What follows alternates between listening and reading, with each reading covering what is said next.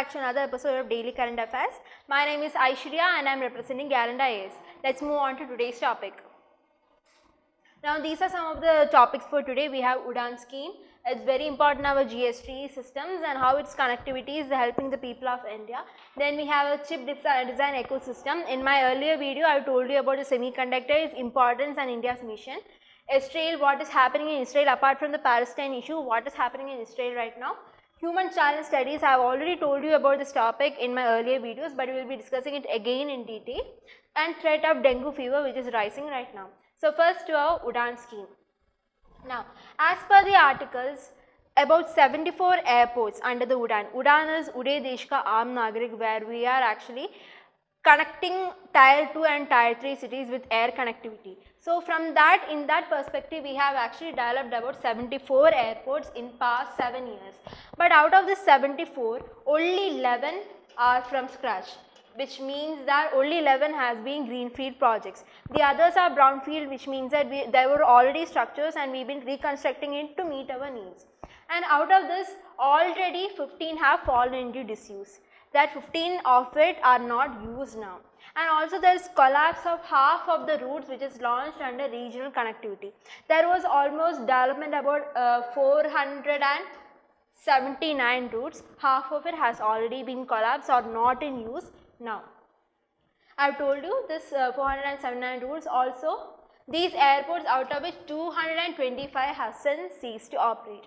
I told you 479 routes started, 225 has already been washed out or ceased operation. Also out of the 74 new airports, 9 are heliports and other 2 are water domes, which act majorly between our Gandhi Nagar and the Statue of Unity. But these 2 water domes where the flight lands in the water, that kind of stuff, these both 2 has been developed in India. Now it's not in use anymore because that company which has been running it is not working or not willing to take it anymore. Now we have to know about UDAN schemes and further. Now as I have told you, UDAN is Uday Desh Ka Aam Nagarik. It's trying to air connectivity in between tier 2 and tier 3 cities. We usually find like airports and all such in our tier 1 cities with very urban population. The other tier 2 and tier 3 cities with less amount of population doesn't have any air connectivity as such, and also to increase the affordability and transportability, they have brought out UDAN scheme. So over 40 lakh seat capacity has been created in UDAN, and also the use of helicopters, water domes and all are also used under this. There is a maximum airfare for about 50% of the seat. If there are 100 seats, 50% of the seats, as 50 will be given in a fare of only about 2,500. If the original rate of the seat, let's say if the original rate of the seat is 5,000, but the government fixed the seat fare to be given as 2,500. This pending 2,500 will be given by the government as viability gap funding. This gap of 2,500 which you see here will be actually funded by the government. So that is how the subsidizing in this work. Like also a total outlay about 4,500 crores has been given for this, for the revival and upgradation of the existing field. Everything cannot be created from scratch or greenfield. There are existing airline strips and air resources in India which could be refurbished and recreated or upgraded so that we can create UDAN airports. So these are some of the key highlights of our UDAN scheme. This UDAN scheme has gone through different phases. We have like 5 phases. In the phase 1, which has been connecting underserved and unserved airports, that has been phase 1, which was launched in 2017. Cutting chase to our phase 2, there was air connectivity like air routes and air connectivity. Number of air routes has been increased, also to get into remote areas. Now, air connectivity to hilly areas has been focused on phase 3 and that to islands in phase 4. In phase 5, which is currently happening now, we are focusing on category 2 and category 3 airlines based on their seat number. Like see, there are in category 2 there are 20 to 80 seats, and category 3 where the number of seats in the aircraft is less than 80. So that is how the current phasing work. And this phase 5, the air routes are not mentioned by the government. A private sector by themselves can actually state the government and state some routes or air routes which are more feasible to them and state to the government. Now, what are the concerns? I told you about 479 routes was there. It cut to about 225 routes, okay, and within this about 128 routes shut down. Out of this, like this plan, the air connectivity where government subsidized for the private companies were for 3 years, okay. Even before the completion of 3 years, this 128 routes were shut down. And after the completion of 3 years also, there has been shut down, and currently only about 58 routes are present. See here, only 58 routes. Initially 479 routes, about 225 closed down. Out of this 225, about 128 routes even closed before the mandatory 3-year period of the UDAN scheme was over. 70 of these use were commercially unviable. It's not giving any profit to the private companies, and they don't want it. Some of the companies, they are actually like leaving the routes. Some of the airports, aircrafts or air companies are also going out, like air companies is shutting down, or they are surrendering their route because they are not getting any profit. So such things has been happening. So currently only 58 routes are present. So that is some of the major concerns which is stated by the author in this UDAN scheme. UDAN is very helpful for all the people who wish to travel, like with when the fare is low and all. But the problem is that many people are not utilizing it. There's connectivity problem. The privates are not getting the profits they require. Many even before completing the mandatory period itself, they are going out of, like, commercially become unviable. So these are some of the concerns that the UDAN face. This is a very important and good scheme for the development of India, but there is major implementation policy issues which the government and the private sector together has to resolve. Now moving on to our next topic, we have our chip design ecosystem. In my last class, I have told you about the semiconductor industries and how India wants to be a global hub in the semiconductor field. The second phase of about design linked incentive scheme has been launched for our domestic semiconductor industry. The Indian government wants to be an equity stake partner in this proposal, which means that they are going to have share owners of this, so that if there is any risk or reward, the government will be also part of the semiconductor industry. It will also ensure a stable ecosystem alongside building a fabless companies. So I told you about semiconductors. There is a designing phase, there is a manufacturing phase, there is a technological development phase. This fabless mainly deals with design phase. This doesn't come in the phase of manufacture or technological development. This focus solely on design. So India, as per the Design Link initiative, they want to create more fabless companies which is related to design. So what are the broader industrial dynamics? We have already told you semiconductor, starting and establishing a semiconductor industry is not like cakewalk. It requires a lot of investment. Like there is a lot of capital intensive, sizable costs involved in the development, in manufacturing capability, in acquirement of equipments like thermal insulator sensor, even in the research field. If we want to develop smaller chips which is used in our computers or mobiles and all, we need more research, more funding for it. Also the returns in the investments are not immediate. To develop this and roll out this product or chip, it requires about 2 to 3 years. There is a long gestation period, and in between this period there is no much profits or returns we get from it. As per NASSCOM, I told you 2 to 3 years. It will take time, like 2 to 3 years before the first chip or first component or the output rolls out. So it actually takes a long gestation period, and that because of this long period itself, the cost goes up. And then the chipset, as I have told you, becomes smaller and functioning. With going on technology, we need lighter phones, thinner laptops and such. We require more chips that are small in size. So for that development, there is a requirement in research and development, and also cost associated with it. Also supply chain disruptions. In my last video, I have told you that China has stopped its export of gallium, germanium as such, which are some of the important components for development of semiconductors apart from silicon, germanium and such. So China has stopped its supply and export, and also our recent pandemic has caused supply chain disruptions as such. So these are some of the broader industrial dynamics which is mentioned in the article. Now what is the domestic chip industry? What is India's take in it? Now, India currently has like a higher pool of skilled labor, particularly in the field of semiconductors. Our skill pool actually accounts to about 20% of the global workforce, which is a major advantage in the case of India. We have the skill force for the development of semiconductors in India. Also, global players like Intel, Micron, Qualcomm, etc. are doing their research and development in the country itself. But India has a very small percentage of intellectual property, which means that the designs are not owned majorly by India. We have a smaller intellectual property rights over the designs. In 2021, the designing intensity for chip design has been brought out, with which India wants to create indigenous innovation in the designing of the chip and the growth of about 20 design based chip companies, which could actually give us a turnout more than 1,500 crores in the next 5 years. And also for product designs, there are schemes, they are willing to reimburse 50% of the eligible expenditure, like ceiling of 15 crores per application. So, these are some of the main important criteria under the design linked incentive for the chip design. Also, in Prime Minister in the recent second semicon issue, semicon conclave has told that India wants to be a global hub in the case of production of semiconductors, seeking that a lot of industries and a lot of companies from the global era has touched in India, and about 30 semiconductor design startup has been established in India following the PM speech initiative or our semicon speech.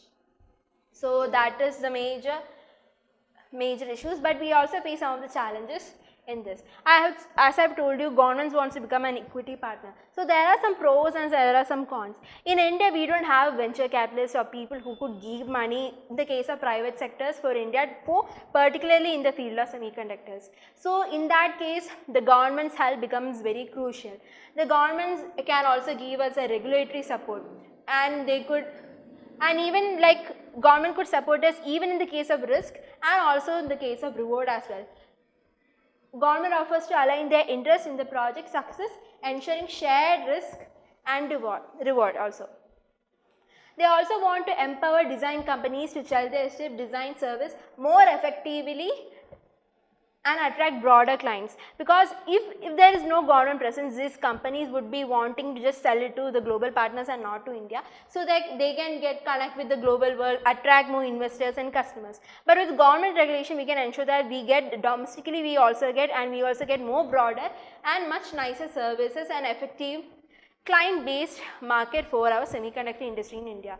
Also, large global players, it will prevent companies from selling their majority stake to global players rather than domestically. The equity infusion would be encouraging for local, small and medium sized firms as well. With government participation, there is a guarantee for the industries or the sector. Without government, there is no guarantee. So, this would actually be encouraging for other local, small and medium sized firms as well. So, this is what the article completely states about our semicon industry and how it is developing, the total outlay and all. So, we will be seeing more in the development of our semiconductor in our coming futures. Moving on to our next topic, Israel issue. Apart from the Palestine issue, there has been a lot going on, there has been a lot of protests happening in Israel. Why is that? In July 24, the Knesset, that is the parliament, like our parliament in India, Knesset is called the Parliament of Israel. The Knesset has given out orders or acts that curtail the powers of Supreme Court. It curtails the judicial overreach, and curtails the Supreme Court's oversight powers of government. This bill was passed by 64 out of 120 members in the Knesset Parliament.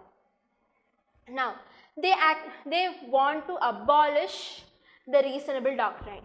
Israel doesn't have a written constitution. So, unlike India, we have a constitution. The Supreme Court checked the constitutionality of all the laws or act that is given by the parliament. But that's not in the case of Israel, where they don't have a written constitution. In that case, if or an act is given by the government, how do we check if their act is good or not? That is called the reasonability doctrine. Here the Supreme Court in Israel checks if an act given by Israel is reasonable in nature or not, if that actually is suitable for the current society or something. This reasonability doctrine is also not used only by Israel but by other countries like Australia, Canada and United Kingdom as well. Here the court cannot measure government decision constitutionally, But the reasonability doctrine has worked as a critical judicial check on the government. Like our check and balance system in India, this reasonability doctrine actually checks the government power, their decision, and they don't exceed their power as well. But the support of the government says that this judicial reasonability doctrine is being a bane to them, and the courts are actually abstract and judicial overreach, because of it they are nullifying almost all the acts given out by the Knesset. Thus they want to strike it down. That is what the key overall picture about this is. Also there is other proposals, as I have told you. First one is the abolition of the reasonability doctrine. Also they want to curtail the judicial review over the legislation, which means that if they give out a nullified working, with taking more majority, with an absolute majority of about again 61 by 120, they could actually nullify the judicial verdict and they could go on with the act. Also they want to control the judicial appointments. Now presently the judicial appointments in the Israel Supreme Court is made by a 9-member body. This 9-member consists like 3 members are judges from the Supreme Court as well. The other 2 members are from the Bar Council, Israel Bar Council. The bar is like a collection of members from the court members as well. And then there is 2 from the parliament and 2 from the minister. Now what they, like here you see the majority, 5:4 is the majority. 5 is the judges and 4 is the government. Now you see they want to replace these 2 bar members with 2 public experts, which means that like see, the members goes from 3:what? 6. So the government gets the majority and not the judiciary. That's how they want to control the judicial appointments. They want to actually change these 2 bar members with 2 other public experts, so that the government will have the majority over the judicial appointments. And also they, like, if they ask a legal opinion to the Supreme Court in Israel, that opinion is binding on the government, or that advice has to be followed. They also want to do away with that too. So these are some of the proposals given out. Also, like in the recent past years, there has been increasing in the right movements or right wing, like there have been extremist and orthodox kind of governments has been taking place there, where they want to change their social structure and also increase their establishment into the Palestine area. All these has been put to break by the Supreme Court. So these are some of the rising tensions why the government, why the right wing want to put the check on judiciary. Okay, but the civil society groups are saying that this is undermining the democracy in Israel. It is turning the democracy of Israel into an autocratic, theocratic type of government. Thus, the civil society groups has filed a petition in the court stating that this law has to be unreasonable or unconstitutionalized. This has been accepted by the Supreme Court. They will be hearing the first verdict and the debate and all within 10 days. So, it is ironic that the Supreme Court is taking a case where the case itself, where the act itself is trying to undermine the power of Supreme Court. So we will see more about this in the future as well. This is a glimpse of what is happening in Israel and what that bill is for. Now moving on to the next topic, controlled human infection studies. I have told you in my earlier videos what controlled human infection studies is, where in a healthy human body deliberately a pathogen is inserted so that they could study about the disease. Now in India we don't have such development. In India we have never done that. This was first done in an yellow fever study, not first, but because it's one of the studies which was done in 1900s, which actually established that mosquitoes cause the yellow fever virus. We don't have, India never had done any kind of trials like this. That is why the Indian Council of Medical Research, that is ICMR, bioethics units are pushing for a kind of human infectious studies in India. These human infection studies are also called human challenge studies, where the human beings are deliberately exposed to pathogen. So let's look into more of this. The studies are conducted in various phases. With this studies, the advantage is that we can actually know the passage of how the pathogen or the microbes develop within the individual human body. What are the stages of the disease they cause and all. In India, we have a high disease burden and mortality. It goes up to about 30%. So there is a requirement in India, because we have a lot of diseases and a lot of endemic diseases developing in India. It is a high requirement that India study about these diseases. We already have a traditional mechanism of studying, but if we are bringing this human induced CHIS, It will actually boost up and speed the development of finding a safe and effective drug vaccine, and we can also know the evolution of these diseases as well. It vastly helps in providing better insight. We can get multiple access of better insight with already, we can get more knowledge of already existing pathogens, infections, how it transmits the disease, pathogenosis, and also how we can prevent these diseases. Now, let's make a comparison into what our traditional human clinical trials what we have in India and what is the controlled human infectious studies. In this traditional mechanism, the person or the participant actually is told to be safe and not get infected by the virus. If he got infected by the virus, that will be left to chance, that we will see how the pathogen or the disease progress. But in the case of controlled human CHIS, we are stating that a healthy person is deliberately exposed to pathogens so that we can study about it. It also, like mainly traditional method is for finding drugs and vaccines alone, but in the new method is just not for developing drugs and vaccine, but also for the evolution of how the infection and disease pathogens, of the phases it goes. That is one of the main criteria. Apart from that, we also find drugs and vaccines. In both these cases, we cannot know the adverse effect of how it affects a candidate, but in controlled human there is an additional risk as we are deliberately putting the patient at the risk. Also, this study mainly undertakes other deadly vaccines which we already have knowledge of, like dengue, influenza, typhoid and such. So, these are some of what is the controlled human infectious studies is. Now, how are the safeguards maintained for this? In this, you see, infectious agent is tested in human challenge studies are well known, and studies as I have told you, influenza, dengue, Zika virus, these are all studied and there is prevalent knowledge about this. We will be doing more research in a human body and how the stages of develop, we will be doing in advanced research. We already know the base of these. So, that is how the first criteria under this. Also, to reduce the harm on participants, we will be doing a weaker or lesser violent version of the original pathogen will be placed on our human body, and also a rescue remedy will be generated in case if this weaker or less violent form develop into a big huge disease or progress into a similar form, we have a rescue remedy. So, what are the challenges? Ethical challenge is the first one. You are deliberately putting pathogen into a healthy body. That is the first cause of ethical challenge. Also, ICMR consists of only a healthy individual between the age of 18 to 45 years can be enrolled for this purpose. No children, no women who are pregnant, lactating or going to conceive. These category of women and children cannot be used in such kind of trials. People with pre-existing medical condition has to be excluded. You see, majority of people doesn't know their medical conditions itself. So, with that there is a requirement of making a thorough medical examination of the person before enrolling that person in.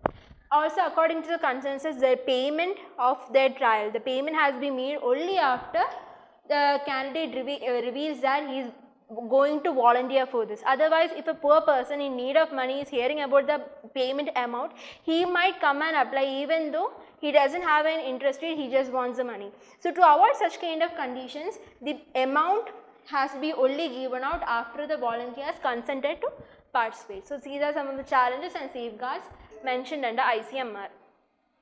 So, that is the main or all we have to know about the controlled human infectious studies. So, this is going on in India, we can still see more about it. Now, this is the last topic for today, threat of dengue fever. Now, we have seen a gradual increase in dengue because there is a varying climatic condition, there is more rain, there is more hot and humid, and these mosquitoes thrive in hot and humid conditions. Thus, there has been an increasing tendency in global dengue cases. This dengue virus is called dengue, is created by the dengue virus. There are actually 4 types of this dengue virus, belongs to family of Flaviviiridae family. There is 1, 2, 3 and 4. Out of this, the 2 is the most violent and is very severe category of virus. Now, if I have a type 3 of virus with me, if I get that once, I will be immune from that kind of, only that particular type of virus in my future. Like if I am getting 3 now, I will be immune from 3 in the future, but I will be susceptible to other 3, 1, 2 and 4. If I get that they already having dengue, it could be severe, it could go into more severe conditions as well. So that is one of the things, because there are 4 strains, there is no big vaccine developed for this, and like its basic things, prevention is cure. There is no developed antiviral vaccine for this dengue treatment. There are only very few strains, and it's also effectability in all the 4 strains is not known correctly. So prevention is better than this. So there has been a proper awareness campaign on how we could deal with this kind of situation. Outbreaks in 2023. So I also told you there has been an increasing tendency of outbreaks, particularly in South American countries like Brazil, Peru, Bolivia. 2 million cases has been recorded, and also all the 4 types of dengue strains has been found, which is very challenging for the medical field, and they are finding it difficult to control the outbreak as well. Changing climatic conditions, as I have told you, is one of the main factors. There is increasing heat waves, flood and prolonged hot summer. These are some of the favorable conditions for the thriving of mosquitoes. There has been no case of mosquitoes in the case of Middle East, like Middle East countries, Egypt, Sudan and these kind of countries, because they are primarily hot, they are not humid. But now we can also find cases from these countries, like they have reported their first ever dengue case also, because the climatic change is changing and posing more favorable conditions for the thriving of these mosquitoes. In India, we have heavy rains. As I have told you, heavy rains, we have inadequate control measures in which states like Kerala, Odisha, Tamil Nadu, Karnataka, Maharashtra, we are having heavy cases of dengue. We have public health measures, but these are just not enough. But we are implementing it, but the disease and the control is also not that particularly happening. Indian awareness and responsibility also plays a very crucial role in curbing the dengue transmission. Now only 2 types of dengue vaccines has been here now. Dengue VCR is by French. Like if I have been affected by dengue once, this vaccine could be useful for me. But if a person who has not got dengue at all in his life, this vaccine is not effective. So that is one of the criteria. You have to be previously infected for this vaccine to work on you. Then we have Qdenga, that is developed in Japan. It would work on any kind of person, infected or not infected. In India, we had our first DNA based vaccine in the case of dengue. It is still in the preliminary stages, but we are seeing positive results. This is developed by the National Center for Biological Science, headquartered at Bangalore. So that is all for today. Today we have been taking a lot of topics mainly in our international relations and science and technology field. All these are very important in case of prelims and mains. So that is all for today. Thank you for watching. You can get the PDF of this in our Telegram channel, Gallant IAS. Thank you. We can see you again tomorrow.